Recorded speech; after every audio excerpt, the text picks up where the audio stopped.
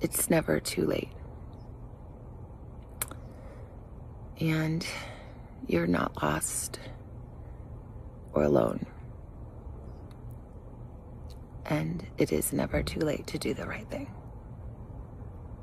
For 16 grueling days, the investigation into the abduction of 84-year-old Nancy Guthrie moved under a heavy, suffocating cloud of public and private suspicion. In high-profile kidnappings, law enforcement often looks at the inner circle first, a standard procedure that, in the age of social media, often transforms into a digital witch hunt. No one felt this more acutely than Nancy's son-in-law, Tommaso Cioni.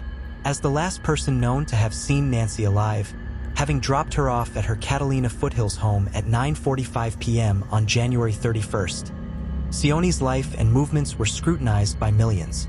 For more true crime stories like this, hit the subscribe button. However, on the afternoon of Monday, February 16, 2026, the narrative of the insider threat was shattered by a rare and forceful act of public exoneration. Pima County Sheriff Chris Nanos issued a statement that was as much a legal clearance as it was a moral rebuke to the public. To be clear, Nanos announced the Guthrie family, to include all siblings and spouses, has been cleared as possible suspects in this case. This clearance was not a gesture of kindness. It was a decision rooted in cold, hard forensic data. To clear a family in a capital crime typically requires a complete matching of known DNA against the evidence found at the scene. By Monday, the labs had finished comparing the genetic signatures of the Guthrie children, Savannah, Annie, and Cameron, and their spouses against the foreign male DNA recovered from the drops of blood and the discarded tactical glove. The result was a definitive non-match. Sheriff Nanos's frustration with the media was palpable. He called the circulating theories of family involvement not only wrong but cruel. He urged the national media to honor your profession and recognize that the Guthries are victims, not perpetrators. This shift effectively reboots the public focus.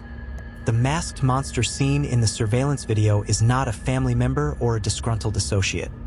He is an outside predator, a ghost, who likely spent weeks surveilling the quiet Catalina Foothills cul-de-sac before striking.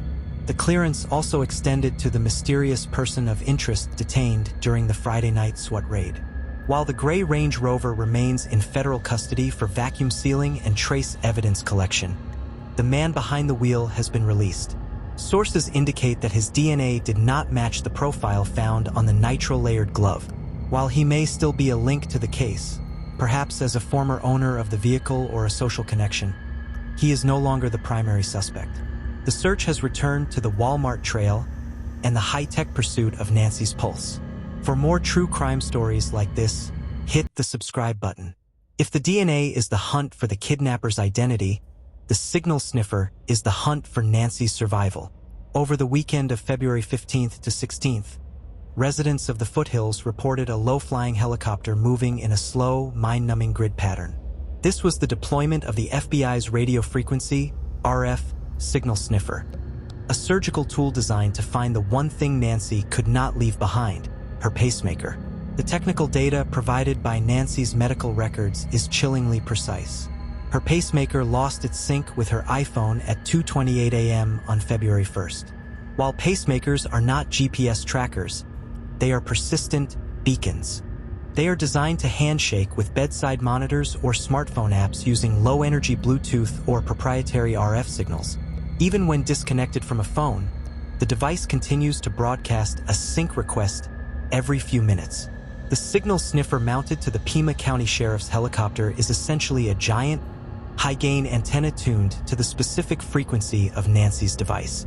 The helicopter must fly low and slow because the signal is weak, meant only to travel a few feet from the chest.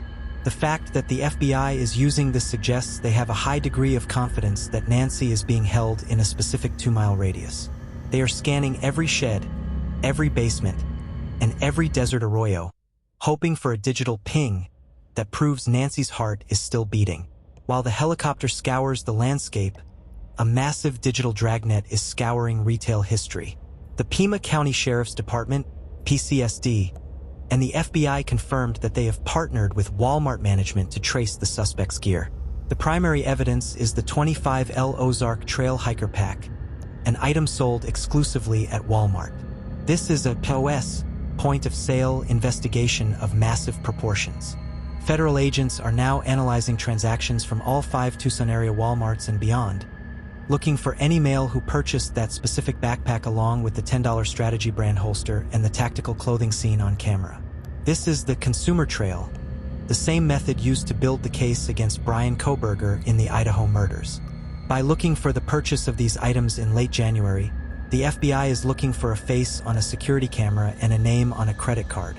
The case took another dark turn late Monday when TMZ reported receiving a 4th email from a person claiming to have inside knowledge. The sender, using the same Bitcoin wallet address as previous messages, dropped a bombshell.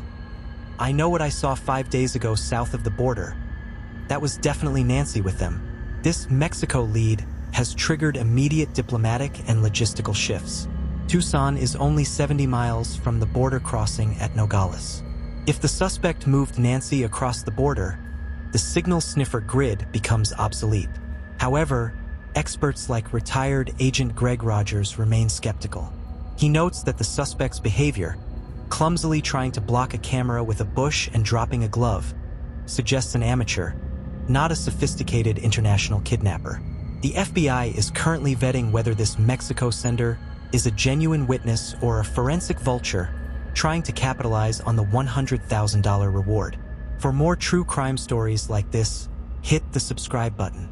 As day 17, February 17th, 2026, dawns, the political and emotional stakes of the Nancy Guthrie case have reached the highest levels of the American government. During a White House briefing on Monday, President Donald Trump addressed the case directly, moving it from a local kidnapping to a matter of national justice. His words were a direct threat to the abductor. "If you harm one hair on Nancy Guthrie's head, you will face the most severe penalties our justice system can impose. The death penalty pivot. This isn't just rhetoric. By involving the DOJ and labeling the abduction a brazen attack on an American family, the federal government is laying the groundwork for a capital case. If Nancy Guthrie is not returned alive, the masked monster isn't just looking at a state kidnapping charge. He is looking at the federal death penalty." The FBI has flooded the Tucson area with hundreds of additional agents, effectively turning the Catalina Foothills into a federal fortress. Amidst the high-tech scans and political warnings, the human heart of the story remains with Savannah Guthrie. On Sunday night, she posted a new, raw video to her Instagram. Exhausted and visibly drained, her message was a direct psychological plea to her mother's captor. "It's never too late to do the right thing. You're not lost or alone." I wanted to come on and it's been 2 weeks since our mom was taken, and I just wanted to come on and say that we still have hope and we still believe. And I wanted to say to whoever has her or knows where she is that it's never too late. And you're not lost or alone. And it is never too late to do the right thing. And we are here. And we believe. And we believe in the essential goodness of every human being. And it's never too late. FBI profilers note that this specific wording is designed to humanize the victim and provide the abductor with a psychological off-ramp. It acknowledges that the kidnapper may be in over their head and offers a mercy narrative if Nancy is returned now. With the reward at $100,000, the FBI is gambling that someone, either an accomplice or a neighbor who saw the suspect with a Walmart backpack, will finally break the silence. As of this hour, the most anticipated piece of data is the CODIS, Combined DNA Index System, official confirmation. The FBI received the preliminary DNA results from the discarded glove on Saturday. After 48 hours of quality control and cross-referencing against national databases, a match or a hit is expected imminently. If the suspect has a previous criminal record, a name and a mugshot will be in the hands of SWAT teams before the day is out. And as always, you've been watching True Crime Story Vault, where every story is told with facts, empathy, and respect for those who can no longer speak for themselves. For more true crime stories like this, hit the subscribe button, like, and comment your thoughts below. Until next time, remember, the truth is never buried.